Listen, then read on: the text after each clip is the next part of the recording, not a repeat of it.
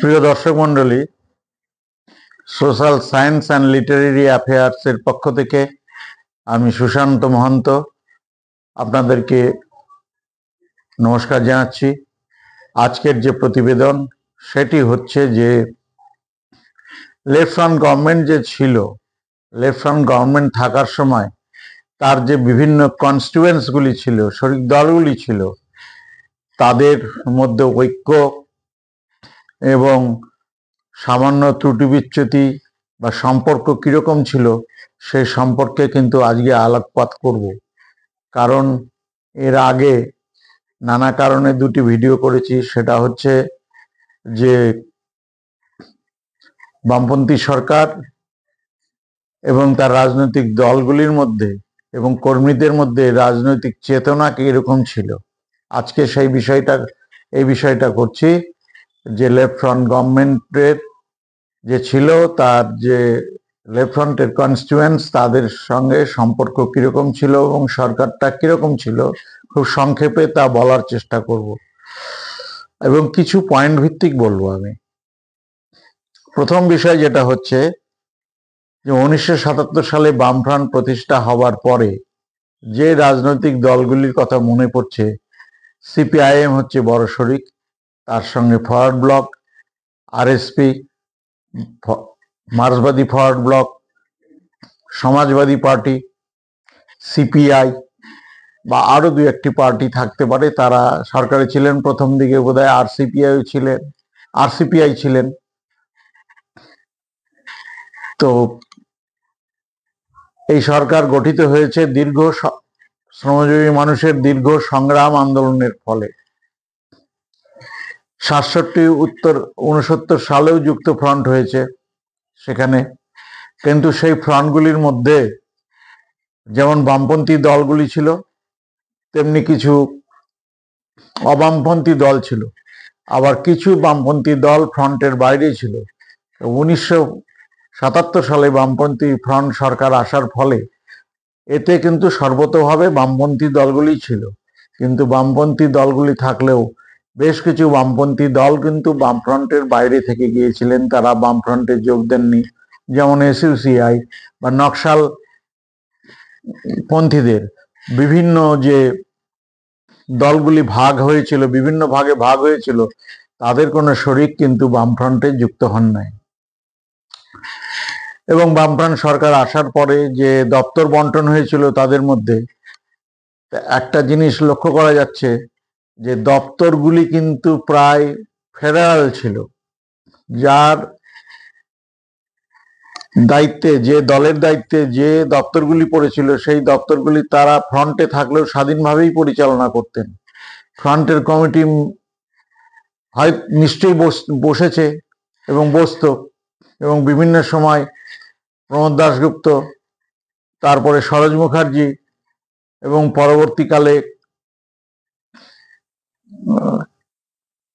বিমান বসু মধ্যে আরেকজন থাকতে পারেন, সব স্মৃতিতে রাখা সম্ভব না। তারা বামফ্রন্টের চেয়ারম্যান হয়েছেন, কিন্তু বামফ্রন্টের চেয়ারম্যান হলেও বামফ্রন্টে ঐক্য ছিল, কারণ দীর্ঘ 34 বছর ধরে সম্মিলিতভাবে ঐক্যবদ্ধভাবে একটি সরকার পরিচালনার নজির সারা বিশ্বে নেই বললেই চলে। কারণ ফ্রন্টগুলির মধ্যে প্রতিনিয়তই ভাঙা করা ঐক্য চলতে থাকে, কিন্তু এই ক্ষেত্রে একত্রিতভাবে তা কাজ করেছিলেন। এটা একটা অনন্য নজির। কিন্তু থাকলেও এর আগের ভিডিওগুলিতেও বলেছি যে কথা, যে সামান্য ত্রুটি বিচ্যুতি থাকলেও সেই ত্রুটি যত ক্ষুদ্রই হোক না কেন, সেইটাকে কিন্তু আলোচনা করা দরকার। সেটা হচ্ছে যে একদিকে যেমন সরকারগুলি ফেডারাল ভাবে চালাতো, এবং সরকারগুলি ফেডারাল ভাবে চালানোর ফলে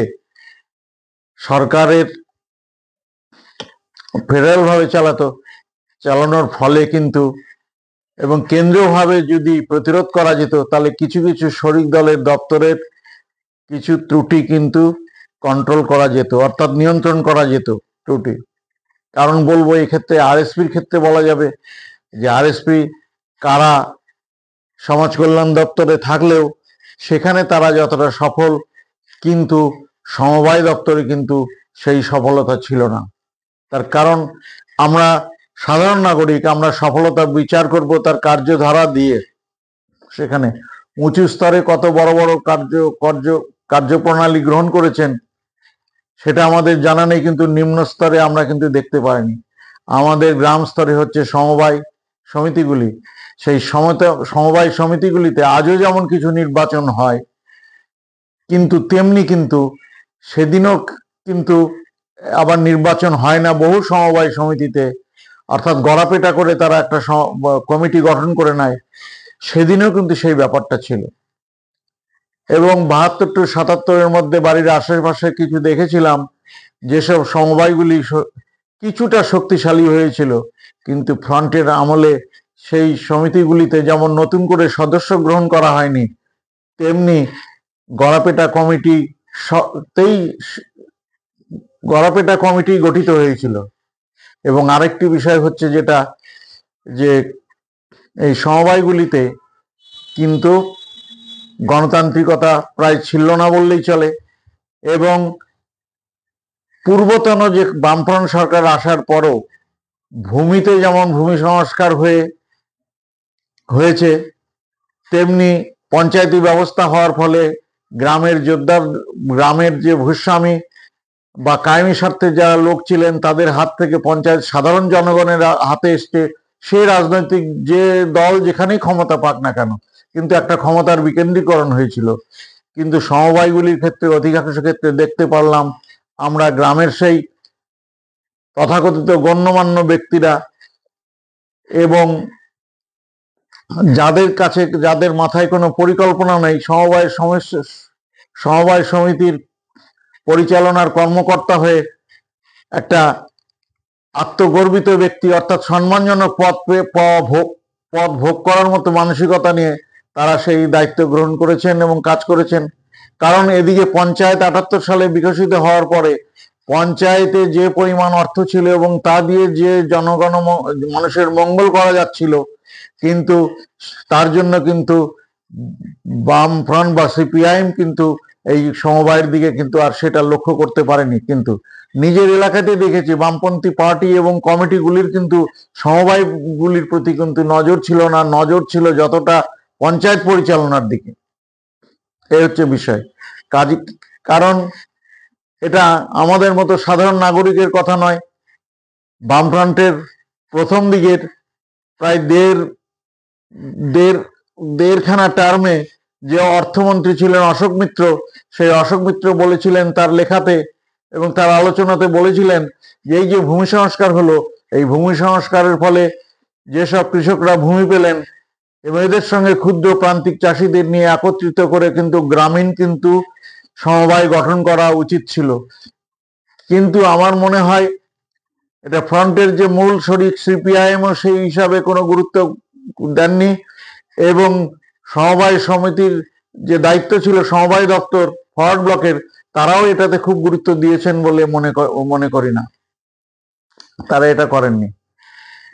এবং তাহলে দেখা যাচ্ছে যে ফেডারালিজম একটা ছিল দপ্তরগুলির মধ্যে, সেই যেমন দপ্তরগুলি দক্ষভাবে পরিচালিত হয়েছে, তেমনি কিন্তু স্থানে স্থানে যে অদক্ষতা আছে সেই অদক্ষতার দায় কিন্তু সরকারের অ্যান্টি ইনকামবেন্সি মনোভাব তৈরির ক্ষেত্রে সহায়ক হয়েছে।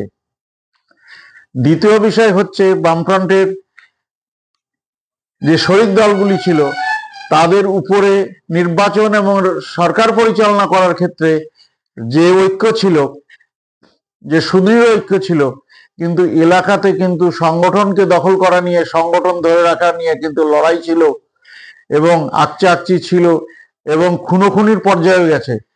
এই বিষয়ে তখনকার যদি সংবাদগুলি আপনারা উল্টে দেখেন আর কি, কোচবিহার, তপন,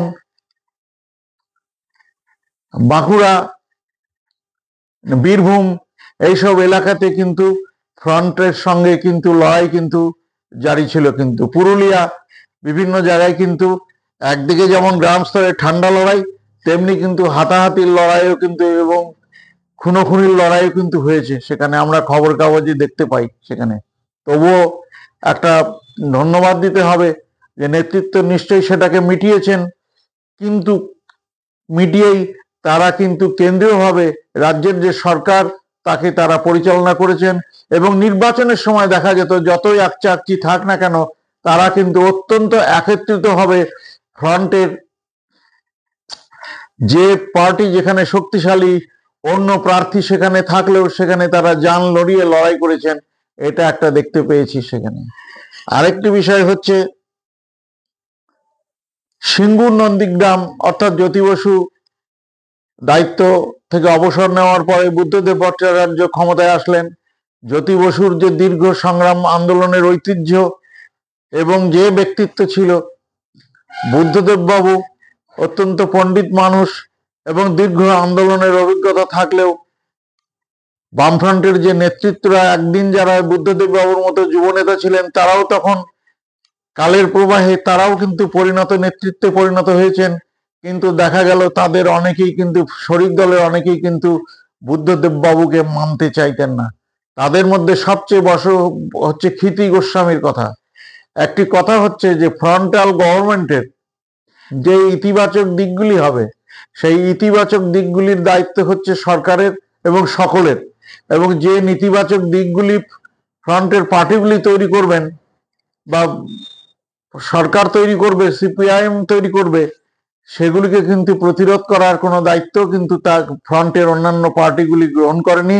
তারা বিরোধীদের সঙ্গে গলা মিলিয়ে তারা কিন্তু সেখানে তারা কিন্তু বক্তব্য রেখেছেন, আন্দোলনে যাননি কিন্তু বক্তব্য রেখেছেন। অর্থাৎ সরকারের যে অনিবার্য কারণে যে ত্রুটি বিচ্যুতিগুলি হয়ে গেছিল, সে দায় তারা ঘাড় থেকে ঝেড়ে ফেলেছেন আর কি, সেখানে। এই যে ঝেড়ে ফেলার বিষয়টা, কিন্তু একটি কথা মনে রাখা উচিত, আমরা যে ভারতের সংবিধানের মধ্যে বাস করি, কেন্দ্রীয় যে সংবিধান এবং যে রাজ্য সরকারগুলি আছে, রাজ্য সরকার যখন কোনো আইন প্রণয়ন করে, স্বভাবত কারণে সেই আইন বা সেই কর্মসূচি যাতে সংবিধান বিরোধী না হয়, সেই জন্য তো রাজ্যপালের মাধ্যমে সেই বিলটিকে রাষ্ট্রপতির কাছে পাঠানো হয়। রাষ্ট্রপতি খতিয়ে দেখেন সেটা কতটা রাষ্ট্রের পক্ষে উপকারী এবং কতটা ভারতের যে গৃহীত সংবিধান আছে তার পরিপন্থী হচ্ছে কিনা সেটা দেখেন। তেমনি ভাবেও এইসব বক্তব্য রচনা করার ক্ষেত্রে সরকার বিরোধী ফ্রন্টের শরিকদেরই সরকার বিরোধী বক্তব্য রচনার ক্ষেত্রে আরো সুবিবেচক হওয়া চাই। তারা যেমন দক্ষতার সম্পর্কে সরকারকে 34 বছর চালিয়েছেন, কিন্তু এটাও ঠিক তাদেরকে কিন্তু সেই সব বক্তব্য রচনার ক্ষেত্রে কিন্তু শেষের দিকে এই জিনিসটা ঘটেছে, বক্তব্য রচনার ক্ষেত্রে তাদের দায়িত্ব নেওয়া উচিত ছিল এবং দেখা উচিত ছিল যে সামগ্রিকভাবে এটা ফ্রন্টের ক্ষতি করছে কিনা। অবশ্যই কথা ঠিকই, ফ্রন্ট যখন হয় তখন অনেকগুলি দলের সমষ্টি হয়। তা দলের সমষ্টি হলে যেমন ফ্রন্টাল কর্মসূচি থাকবে, তেমনি কিন্তু নিজস্ব দলেরও কর্মসূচি থাকতেই পারে। তারা আলাদাভাবে কোনো কর্মসূচি করতেই পারেন, কারণ সেটা তার আলাদা দল বলেই তার আছে। কিন্তু এমন কর্মসূচি গ্রহণ করব না আমি যে ফ্রন্টের মধ্যে আছে সেই ফ্রন্টেরই বিপক্ষে যাবে, এইটা কখনো হতে পারে না, এই বিষয়টি আছে। এবং সিঙ্গুর নন্দীগ্রামের ক্ষেত্রে আমরা দেখতে পেরেছি এই ঘটনাটা ঘটেছে, এবং সেই সময় ক্ষিতি গোস্বামী লাগাতার বুদ্ধদেব বাবুর বিরুদ্ধে এবং সরকারের বিরুদ্ধে লাগাতার বক্তব্য রেখে গেছেন এবং তাদের নিজস্ব বক্তব্য রেখেছেন সেখানে। যাই হোক, এই সিঙ্গুর নন্দীগ্রাম পর্যায়ে এটা আলোচনার বিষয়বস্তু নয়, আমরা আলোচনা করছি না। পরিশেষে যে কথা বলবো যে সরকার প্রথম দিকে থাকার সময় বক্রেশ্বর তাপবিদ্যুৎ কেন্দ্র নির্মাণের ক্ষেত্রে এবং হলদিয়া পেট্রোকেমিক্যালস নির্মাণের ক্ষেত্রে কিংবা রাজারহাট এবং সল্টলেকে যে আইটি হাব যে তৈরি করা হয়েছে, সে আইটি হাব তৈরি করার ক্ষেত্রে বিরোধীদের বা তেমন কোনো অসহযোগিতা কিন্তু ছিল না। কিন্তু পরবর্তীকালে বিরোধীরা যখন দেখলো যে এবার যদি টাটার কারখানা হয়, টাটার কারখানা হলে এবং নন্দীগ্রামে যদি সেই রাসায়নিক শিল্পটি গড়ে ওঠে, তাহলে কিন্তু সুব্রত মুখার্জি তো বলেইছিলেন যে উন্নয়ন করলেই সরকারে থাকা যায় না। বামফ্রন্ট সরকার 11 সালে হেরে যাওয়ার পরে বলেছিলেন উন্নয়ন করলেই, তিনি কিছু কিছু সঠিক কথা বলে ফেলতেন যে উন্নয়ন করলে সরকারে থাকা যায় না, সরকারে থাকার কিছু টেকনিক লাগে। এবং বলেছিলেন যে আন্দোলন করব না তো কি, আপনারা সাংবাদিকরা জিজ্ঞাসা করেছিলেন এটা তো উন্নয়ন হচ্ছে, বলেছিলেন যে তাদেরকে যদি আমরা টাটার কারখানা করতে দেই আর যদি নন্দীগ্রামে কারখানা করতে দেই, শিল্পাঞ্চল গড়ে তুলতে দেই, তাহলে কিন্তু আগামী 50 বছরেও বামফ্রন্ট সরকার যাবে না পশ্চিমবাংলা থেকে, এবং আমরাও জীবিত থাকবো না। প্রায় এইরকম ভাবেই বলেছিলেন সেটা। তো কাজেই এইখানে এই দায়িত্বগুলি শরিকদের আরো ঐক্যবদ্ধভাবে গ্রহণ করার দরকার ছিল। আরেকটি বিষয় হচ্ছে যে শেষের